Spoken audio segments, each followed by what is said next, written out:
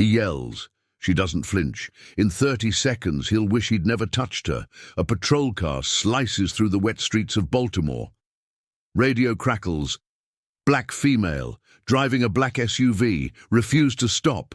Last seen near North and Fremont. Officer Brad Whitaker, 41, white former Marine, eyes sharp, jaw locked. He doesn't ask for backup, doesn't wait for confirmation. He just turns the wheel, tightens his grip, and hits the siren. In a quiet neighborhood, a sleek SUV rolls to a smooth stop. Inside, Dr. Lorraine Parker, 54, breathes slowly, composed. First night as police commissioner. No motorcade, no escorts.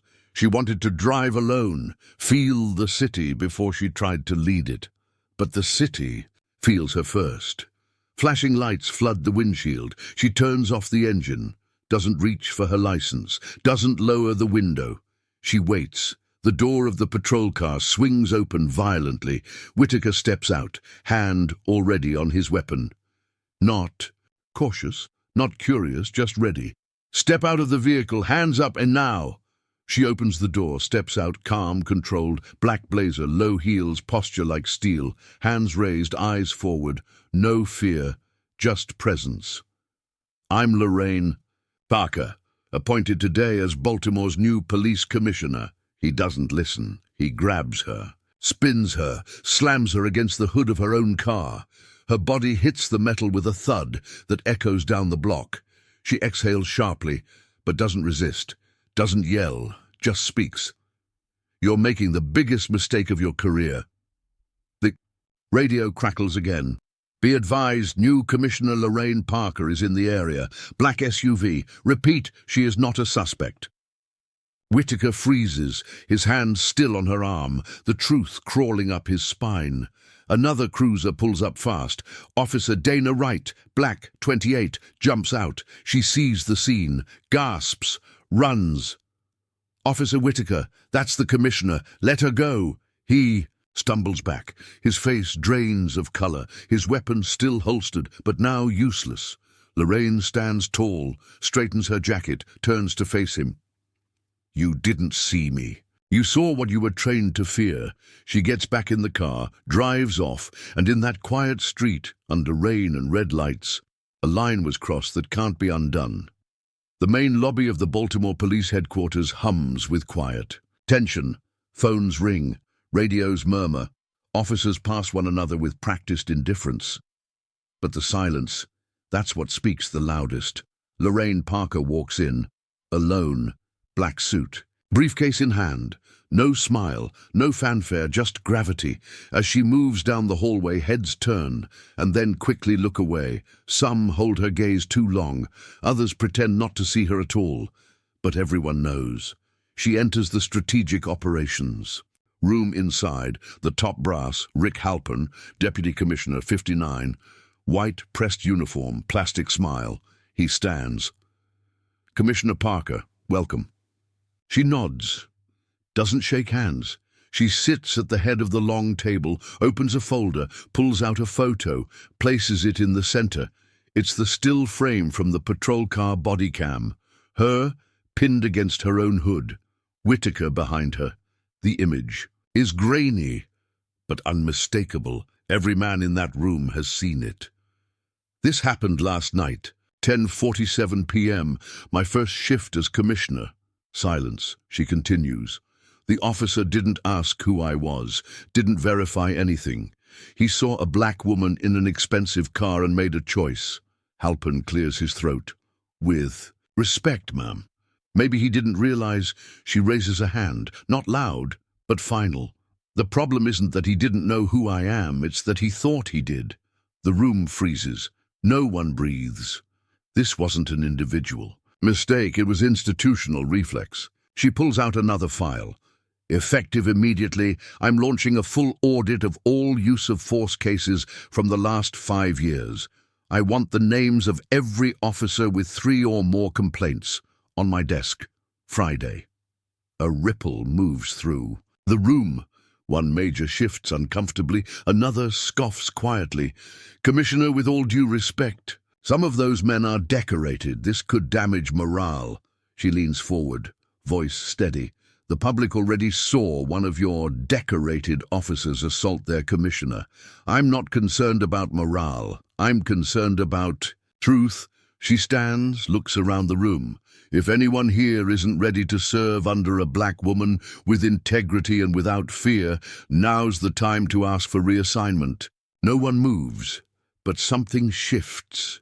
Subtle. Cracks in the foundation. Lieutenant Dana Wright watches from the back of the room. Her eyes say everything. It's beginning. Lorraine closes her folder, walks out. Her heels echo against tile. The sound of presence, the sound of change.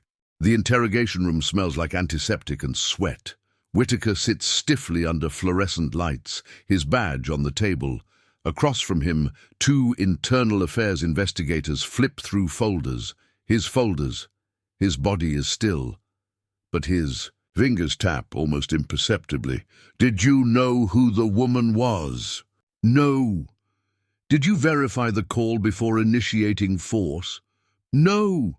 Why did you draw your weapon before identifying the subject? He stares down at the table, silent. This isn't his first interview, but it's the first, one where the cameras might actually matter. Commissioner Parker is not just your superior. She's the face of a new administration. This isn't going away. The door opens. Rick Halpin steps in, calm and calculated. Can we have the room, please? The investigators exchange glances, then leave. Halpin sits across from Whitaker, folds his hands. You screwed up. Whitaker says nothing, just nods once. But you're not the problem. You're just the spark. Pause. She wants a full reset. Tear it all down. Investigations, audits, civilian oversight. You know what that means? It means I'm done. No, it means you're a symbol now, and symbols don't get trials, they get sacrificed. Whitaker finally looks up, eyes narrow. So what do I do? You wait. The city's going to turn on her. All it takes is one slip-up, one protest that gets out of hand, one accusation of favoritism. The public loves a crusader until they feel exposed. Whitaker nods again, because it makes sense, because this is how it's always worked. Let the outrage pass, then rebuild, quietly, in the same mold. But as Halpin stands to leave, Whitaker hesitates. She looked me in the eye. She wasn't. Angry, don't mistake calm for weakness. It wasn't weakness, it was conviction. Halpin turns, cold smile. Conviction doesn't survive bureaucracy. Outside the room, Lieutenant Dana Wright watches them through the glass. She sees the posturing, the whispers, the familiar choreography of institutional survival. She doesn't say a word, but she starts taking notes. The printer stalls. Again, Lorraine stares at the screen. File not found. The report she requested, officer complaint patterns over the past 5 years, has been delayed for internal review. Her calendar shows 3 cancelled meetings. One department forgot to send documentation. It's not an accident. It's not incompetence. It's control. Lieutenant Dana Wright walks in, folder in hand, closes the door behind her. Got it, before they could wipe the server. Lorraine looks up. Dana places a USB drive on the desk. Backup pulled from a secondary archive, most of it's intact. Lorraine plugs it in. Files open. PDFs, memos, complaint forms. Names repeat, dates stack, patterns emerge. Officers with 10, 15, even 20 years of service, use of force complaints, excessive stops targeting black neighborhoods, sexual harassment buried under internal resolution. All of it signed off, all of it archived, all of it silenced. These officers, some are on your advisory committee, Dana says quietly. 2 were in that room on Tuesday. Lorraine closes her eyes. This isn't a corruption case. This is an ecosystem. The officer who pushed me wasn't the problem. He was the blueprint. Dana sits. You still want to push forward? If I stop now, I become part of it. Long pause. Then Lorraine looks at her. But I won't survive this alone. Dana breathes deep. You're not alone anymore. Next morning, Lorraine walks into the press room. It's full. Cameras, reporters, even some officers in uniform at the back, arms crossed. She steps to the mic. Good morning. My name is Lorraine Parker. Last week I was assaulted by an officer under my command. Flashbulbs, whispers. But what matters more than what happened to me is why it happened. And how many times it's happened to others who had no badge, no title, no camera, she continues. Over the last 5 years, dozens of cases were dismissed, buried, or ignored. As of today, those cases are public, and I'm initiating a complete disciplinary review. This isn't anti-police. This is anti-cover-up. Outside, Rick Halpin watches from a private room, his jaw clenched, his phone buzzing with messages from old contacts, from donors, from people who want this cleaned up, quietly. But in the cafeteria, young recruits watch the live stream, and some of them smile. The envelope is on her desk. No name, no return address, just heavy paper. Intentional, Lorraine opens it. Inside, a printed complaint. Allegations of financial misconduct from her time in Atlanta. No signature, no date. Dana is already at the door. She's holding her phone. Twitter hashtags flash across the screen. Corrupt commissioner. Who is Lorraine Parker? Investigation now by... It's coordinated, Dana says. They're trying to bury the truth under noise. Lorraine doesn't flinch. She's seen this before, in courts, in back rooms, in friendly interviews. But now the target isn't her resume, it's her legitimacy. Emails begin to bounce. Her calendar access is restricted. Internal messages. Sent from her account, messages she never wrote. Someone's inside the system. She calls EAT. The answer.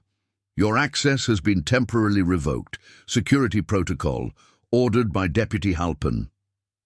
Dana slams her hand on the table. They're locking you out of your own office. Lorraine leans back, calm but sharp. They want me reactive, defensive, distracted. I won't give them that. The next morning she finds a note in her chair. Handwritten, all caps, you're digging too deep.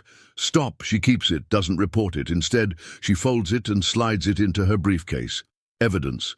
The mayor's office calls. Concerns have been raised. Suggestions that she step aside temporarily. 2. Protect the integrity of the department. Halpin walks into her office unannounced, leans on the doorframe. They're not going to let this go. You made it too personal. It was always personal. Just not to you. He shrugs. You're losing allies. No, I'm watching masks fall.